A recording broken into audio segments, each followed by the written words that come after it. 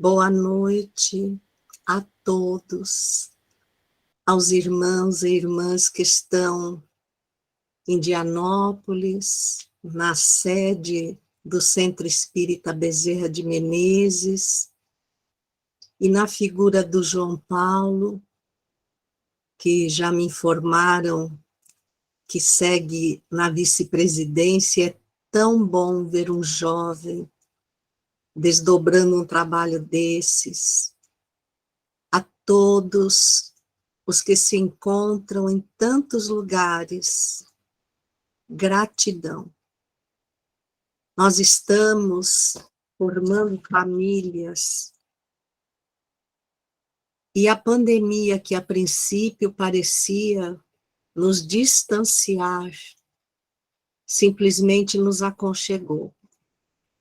E aconchegou a Jesus, para que nós pudéssemos fazer essa pergunta: quem eu seria sem Jesus? Então, nós retiramos do livro A Caminho da Luz, do seu capítulo 1, um trechinho que diz: rezam as tradições do mundo espiritual, que na direção de todos os fenômenos do nosso sistema, existe uma comunidade de espíritos puros e eleitos pelo Senhor Supremo, em cujas mãos se conservam as rédeas diretoras da vida de todas as coletividades planetárias. Isso quer dizer que ninguém está à deriva. Mas quando se fala dessa comunidade de espíritos puros, talvez a grande maioria de nós não imagina que Jesus faz parte dela.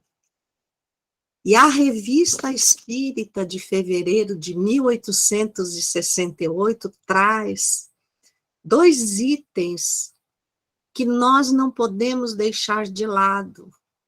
E tudo isso para que nesses momentos tormentosos que avassalam a Terra, em todos os sentidos, no sentido do poder, da ganância de um lado, e do outro, da miséria, da exclusão, o que nos faz chamar por Jesus. Porque quando ele veio à Terra, a sua grande dedicação foi exatamente aos excluídos, aos gentios. E nós sabemos aquela história de Jesus, singela. Ele nasceu numa manjedoura, dos 13 aos 33 anos ninguém sabe nada dele. Depois ele apareceu e em 3 anos percorreu distâncias inimagináveis. Curou, esclareceu, mas nada disso foi suficiente. Nada disso impediu que de repente ele fosse aprisionado, torturado e crucificado. 3 anos Jesus passou, e no entanto, ante todas as potências da terra, todos os poderosos da terra, que deixaram verdadeiros tesouros materiais, ninguém, nenhum deles, gravou seu nome e nos leva a tantas questões como Jesus. Os dias estão profundamente tumultuados, as almas aflitas, muitos não sabem sequer para onde ir, o que fazer. Confiam que Jesus E os espíritos benfeitores, no caso de vocês, esse espírito de Escol Bezerra de Menezes coloca o seu nome na fachada da casa e, com certeza, no coração de todos. Mas será que eu sei quem é Jesus? Será que olhando lá fora a guerra na Europa, no Oriente Médio, a miséria, a dor espalhada pelo mundo, e o Espiritismo dizendo que nós estamos caminhando em direção à nova era, que a regeneração, como um grande sol, irá despontar no horizonte da Terra. Que tudo isso que passamos faz parte da transição planetária. E por incrível que pareça, como só usamos essas palavras, as pessoas estão cada dia mais ansiosas, mas quando é que acaba essa transição? Quando é que vai chegar essa nova era de regeneração? Lá fora, o mal se anuncia. Parece que ele monta acampamento e forja alicerces profundos em todos os cantos da terra. A criminalidade, a violência, escancarada principalmente no lugar que deveria ser absolutamente seguro, uma verdadeira manjedoura de amor que é o lar. A violência parece não respeitar ninguém. Que nova era é essa? Que transição é essa? Que insiste diariamente em invadir a nossa casa pela televisão, pelos jornais, e dizer que o mundo está pior, que os bons permanecem acanhados, que não fazem um grande movimento, e os que não são cristãos olham para nós e dizem: o líder de vocês, o líder de vocês foi um covarde. Percebam, ele deixou-se aprisionar. Ele não se defendeu, porque provavelmente não tinha nada a falar em sua defesa. Foi crucificado. E se nós olhássemos o Gólgota no momento supremo da crucificação dos seus apóstolos, apenas João ali estava. A sua divina mãe, algumas mulheres que não arredaram pé, e os demais. Onde estavam todos aqueles que buscaram Jesus em meio à multidão, suplicando a cura dos grandes males que a uns paralisava, a outros cegava, a outros emudecia, outros se debatiam sob atrozes obsessões. Como te chamas? Legião. Onde estão todos os leprosos, cujas pústulas os excluíram da sociedade e que ante as mãos generosas do Cristo foram limpos de todo o mal, porque não vieram em defesa de Jesus?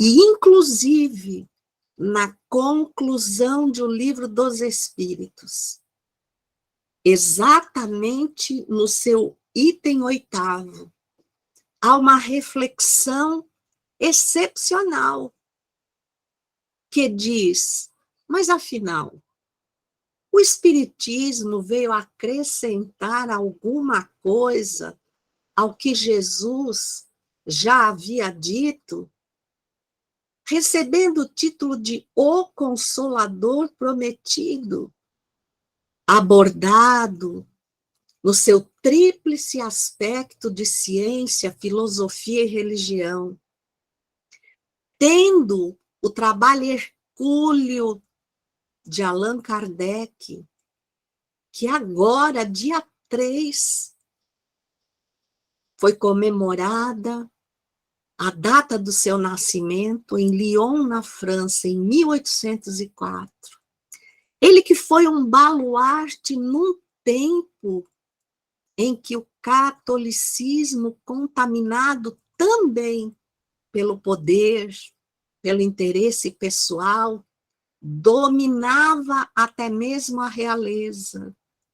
Afinal de contas, tudo isso orquestrado exatamente por essa categoria de espíritos puros, eleitos por Deus, que detêm em suas mãos as responsabilidades de condução dos planetas, dos sistemas solares, das galáxias.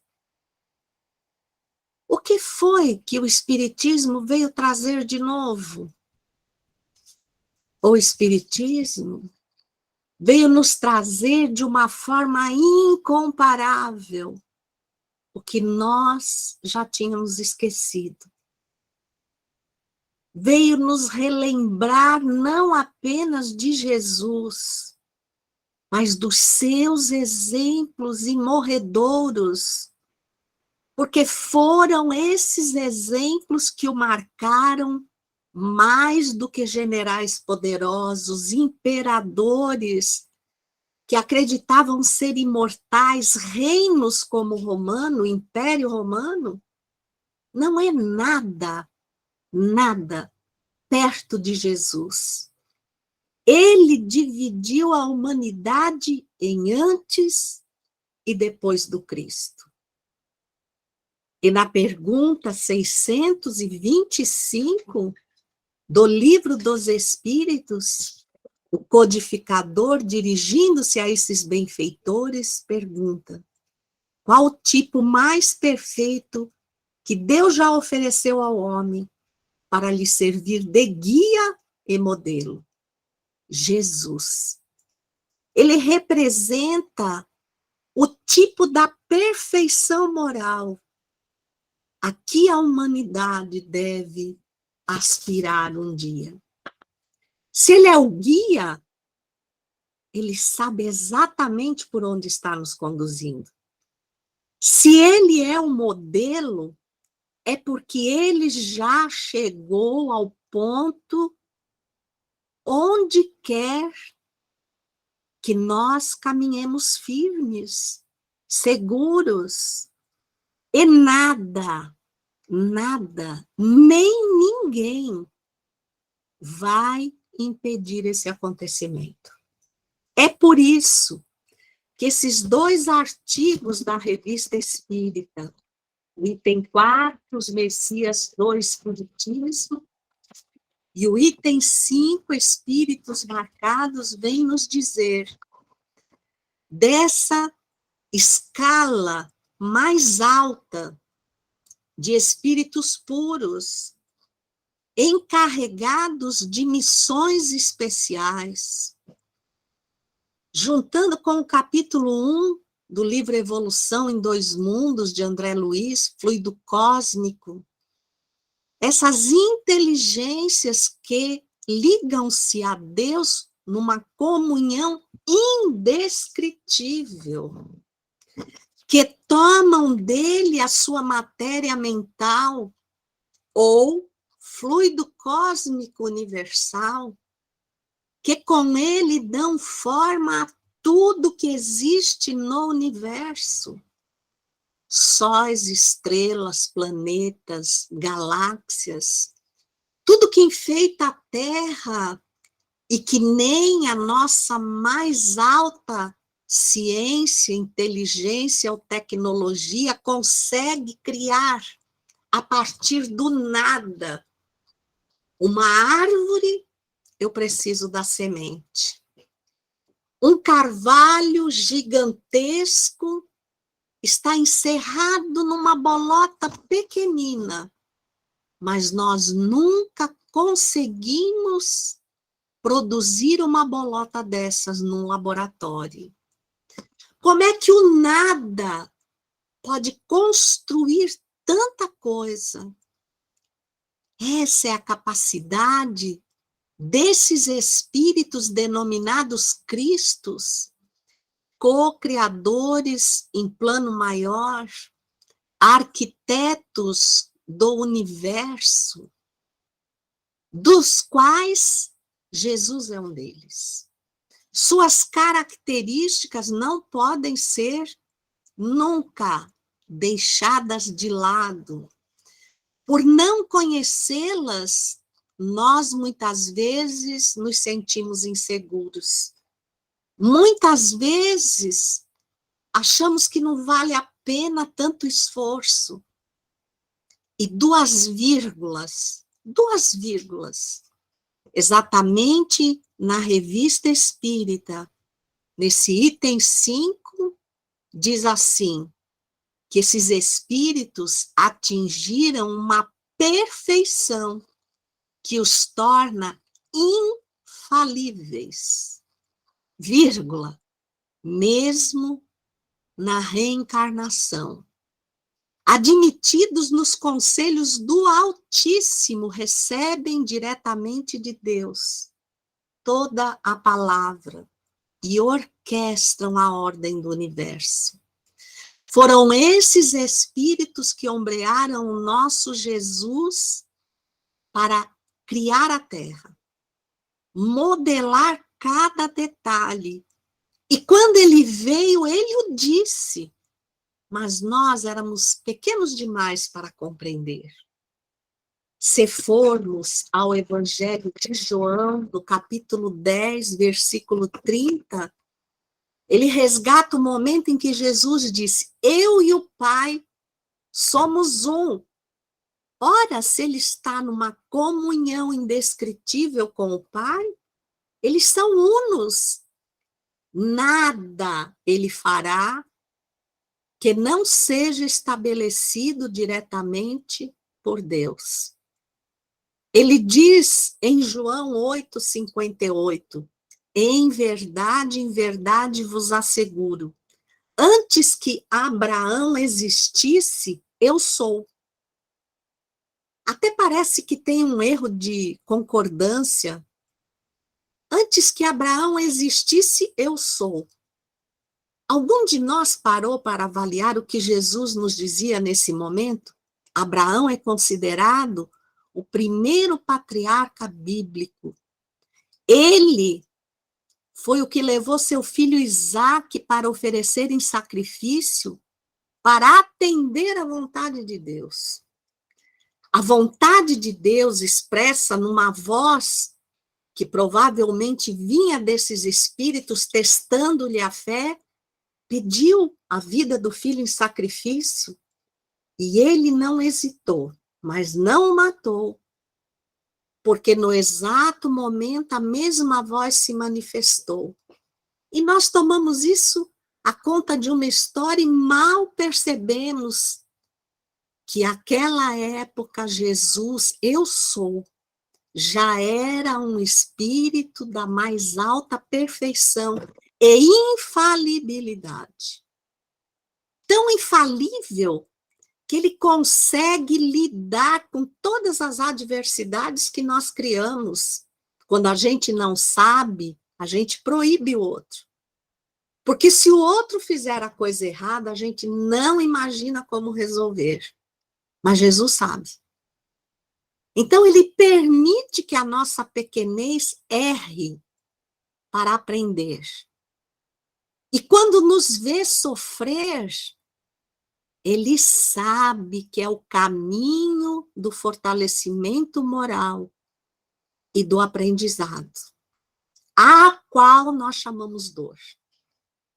É a nossa relutância em aceitar as leis divinas e naturais que abrem o capítulo 3 do Livro dos Espíritos, Leis Morais, onde está inserida a pergunta dizendo que Jesus é o guia e modelo da humanidade. Só que, se nós observarmos essa infalibilidade, jamais ela será vencida pelo mal.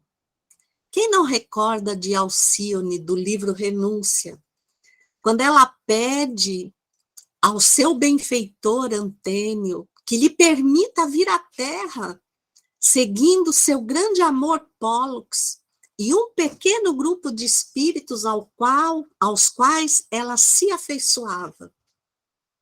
E Antênio a adverte, ela não mais pertencia à categoria dos espíritos que têm provas e expiações, que deve à Terra.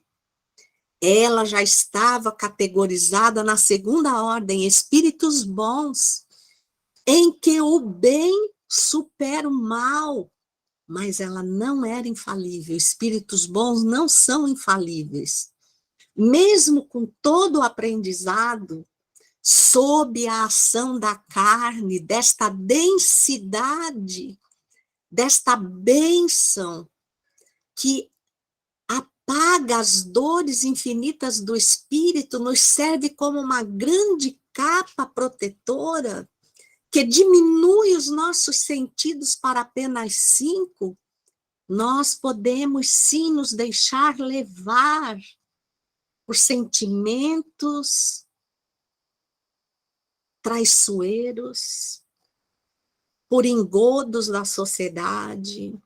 Nós podemos, e mesmo não tendo mais ataduras nos ligando à terra, teremos que refazer o caminho com muito mais dor e responsabilidade por termos errado onde já sabíamos.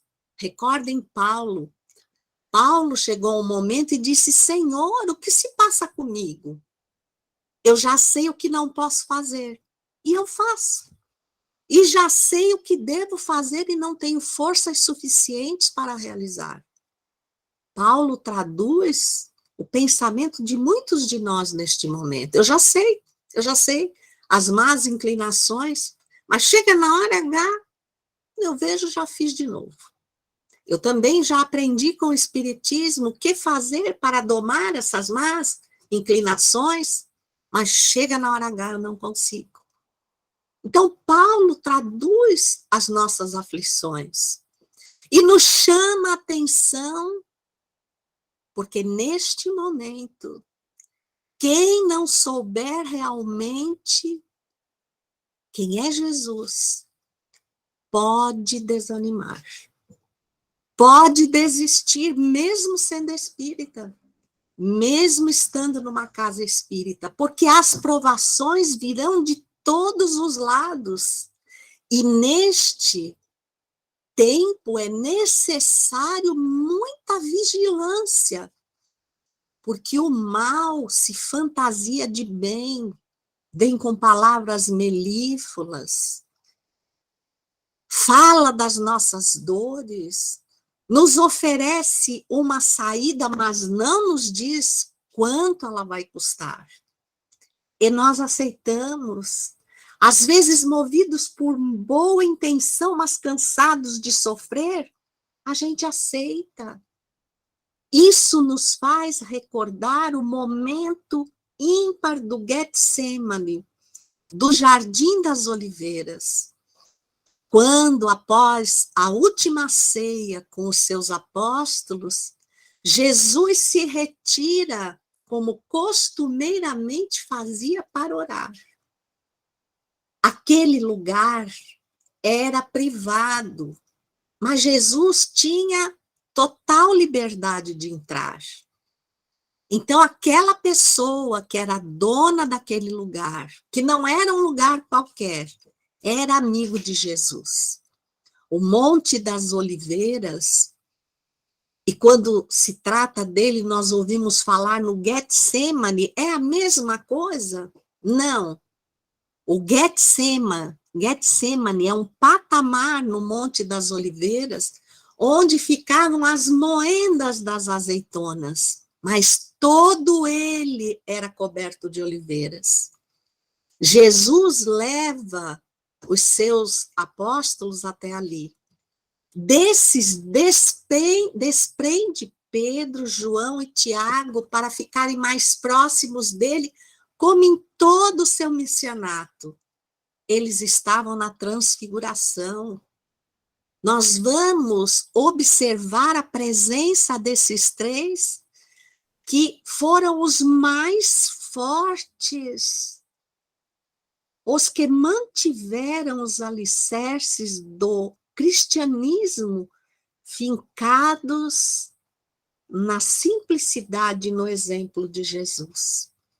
A esses três, que ele sabia do preparo, ele orienta: orem e vigiem comigo, porque o momento mais difícil está chegando.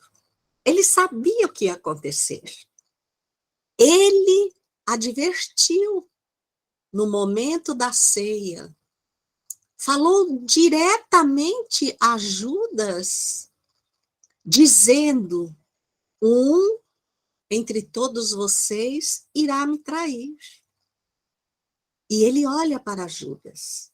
Oferecia a Judas a oportunidade dele não fazer isso, porque de qualquer maneira, o templo, o poder transitório de Roma, sentia-se ameaçado por aquele homem que não tinha nada, podia ser visto como um miserável, um vagabundo, seguido por outros tantos ignorantes, que ia para todos os lugares, fazia coisas que diziam que eram maravilhosas, mas será que ele não enganava?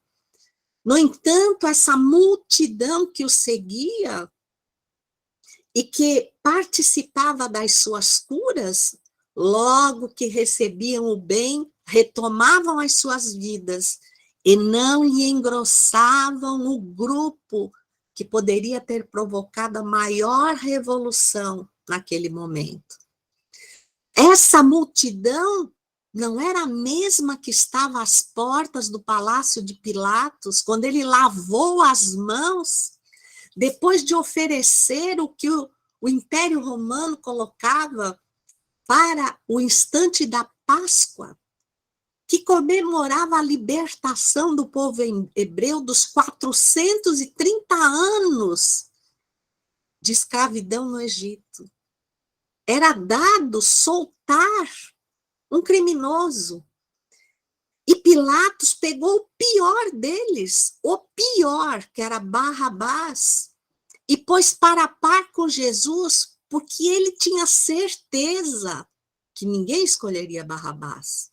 E que ele não precisaria ser o que fizesse a vontade do Império Romano, que era matar Jesus. Ele era o que a gente chama hoje um em cima do muro. Ele sabia que Jesus não tinha feito absolutamente nada. Mas aquela multidão provocava um rebuliço que não agradava ao Império Romano. Então ele deu a maior chance de que a voz do povo escolhesse a liberdade de Jesus. E o povo escolheu Barrabás. Aquele povo era o que ele curou. Mas voltaram aos vícios. Então Jesus também não lhes agradava.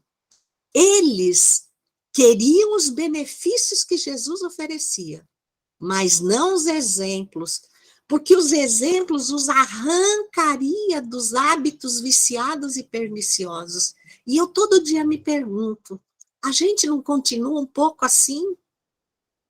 A gente não continua um pouco à vontade com Barrabás? E num certo constrangimento com Jesus? Barrabás representa o mundo. Eu, quando vou para a casa espírita, quantas vezes eu não opto por ficar com Barrabás? O centro tem outra semana. Mas hoje é um momento ímpar de eu fechar esse negócio, de eu pagar aquela conta, de eu comprar aquele item que eu quero, de eu ir a algum lugar, porque Barrabás tem pressa. Jesus não. Jesus vai me esperar, ele está construindo a regeneração da terra e ele precisa de mim. Então, ele vai me esperar. Deixa eu aproveitar um pouquinho mais Barrabás. Percebam que passados tantos séculos, nós praticamente continuamos idolatrando Barrabás. Quando Jesus foi orar e advertiu Pedro, João e Tiago que orassem com ele, então logo ele deita a cabeça no solo, numa comunhão indescritível com Deus, ele não estava com medo, não. Ele sofria por nós. Será que esses 3 anos tinham sido suficiente para nós gravarmos os seus exemplos? Será que aqueles homens teriam força para ir contra todo o poder do Império Romano? E das 3 vezes que os evangelistas citam que Jesus saiu do seu momento de oração, e nós podemos ver em Mateus, no capítulo 10, a partir do versículo 2, e em Marcos, no capítulo 14, toda essa descritiva de que 3 vezes Jesus voltou e eles estavam dormindo. E Pedro, que é o representante mais parecido conosco, estremunhado, olhou para Jesus e Jesus lhe disse: Pedro, tu dormes.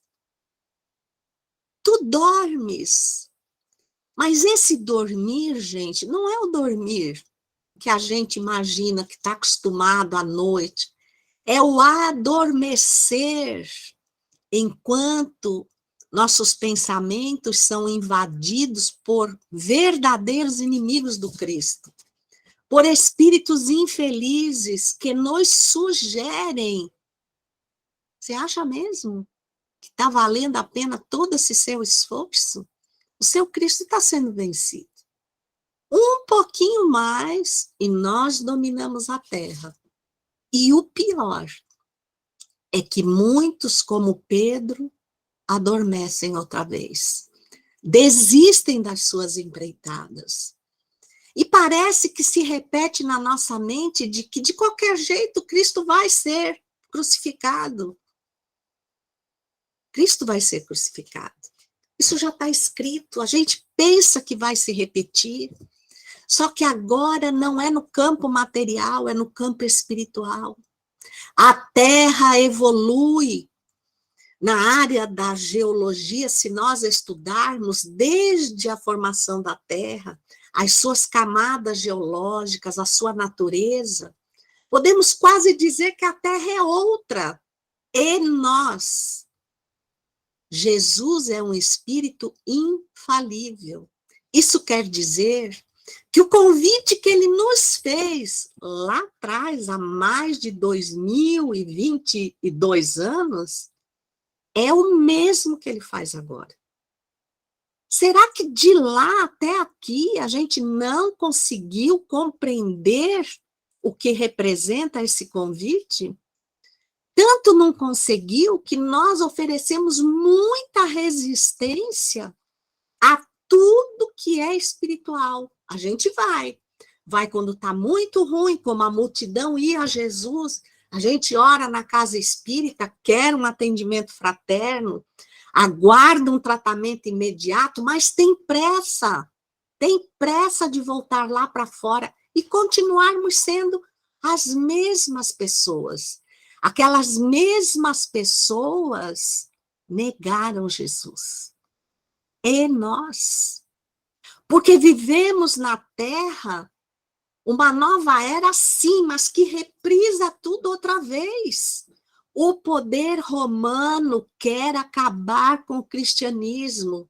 Só que o poder romano hoje não é mais aquele que tem uma localização física, mas são espíritos tenebrosos, uns que povoam as imediações da terra, que com ela se encontram ainda muito vinculados, que precisam voltar a ela, mas que tudo fazem desvestidos do corpo, para que nós, os que estamos aqui, sejamos seus instrumentos de destruição. Sejamos os que materializem a escolha por Barrabás. Claro que eles estão iludidos. Talvez eles nem saibam o que nós espíritas sabemos sobre Jesus, sobre a sua categoria espiritual. Então, nós seremos infinitamente mais responsabilizados do que esses. E eles são bilhões. Emmanuel nos fala no livro Roteiro, escrito em 1952, que de 1910 àquela data tinha havido um verdadeiro êxodo de espíritos reencarnando. Em 1910, quando Chico Xavier nasceu, éramos 1 bilhão de espíritos encarnados na Terra. Hoje, nós somos quase 8 bilhões. Percebam. Aquela época, ele dizia que apenas 1/3 dos espíritos vinculados à Terra estavam reencarnados. Claro que esse número é flutuante, porque se nós podemos ir para outro lugar, para outro mundo, por merecermos individualmente ser transferidos, mas não apenas para os que estão acima, para os mundos primitivos também, e isso acontece todos os dias, nós vamos ver isso acontecer em massa, mas para esses mundos primitivos, onde outro Cristo, da própria envergadura de Jesus, o construindo, o administrará, e aqueles que, como os habitantes de Capela, precisaram vir para a Terra, daqui irão para lá, contribuir com o progresso, enquanto amadurecem moralmente. E pasmem, ainda tem entre nós espíritos que vieram de Capela e não conseguiram. Tão relutantes são. Eu convido vocês para assistir à palestra Intolerância Religiosa, de Jorge Elahá, que é maravilhosa, onde ele traz minúcias sobre esse assunto. O nosso tempo está acabando. A Terra não vai ser paralisada. Já nós, cada um vai decidir. O nosso Jesus seguirá administrando a Terra. Se poucos aqui ficarem, outros virão compô-la. Aliás, há um grande êxodo. Capítulo 18 de A Gênese. Os tempos são chegados, nós vamos ver que enquanto aceleramos exatamente por não nos permitirmos convencer, e aí as nossas más inclinações nos arrastam aos vícios, às depravações morais. Com isso, aceleramos a nossa partida do corpo em situações lastimáveis, que serão avaliadas. Será que nós teremos condições de voltar alguma vez ou algumas vezes ainda à Terra e fazer o possível para permanecer? Ou não será possível? E teremos que ir sob as ordens de outro Cristo para um mundo inferior, aprender a ser mansos e pacíficos. Porque mansuetude e pacificação, e não covardia, foi o que conduziu Jesus na sua prisão, na sua crucificação. Porque o que ele queria dizer para nós não pertencia ao mundo material. Não necessitava que ele ficasse. Ele tinha pressa de mostrar que continuaria vivendo, de alimentar essa chama da cristandade a que Pedro, João e Tiago se deixaram conduzir, sob os mais intensos sofrimentos, mas com a absoluta certeza de que a direção era segura, era a do Cristo. Agora somos nós. O que é que nós vamos decidir? Será que não é hora de nos perguntarmos quem eu seria se Jesus não tivesse feito tudo o que fez e não continuasse nos oportunizando?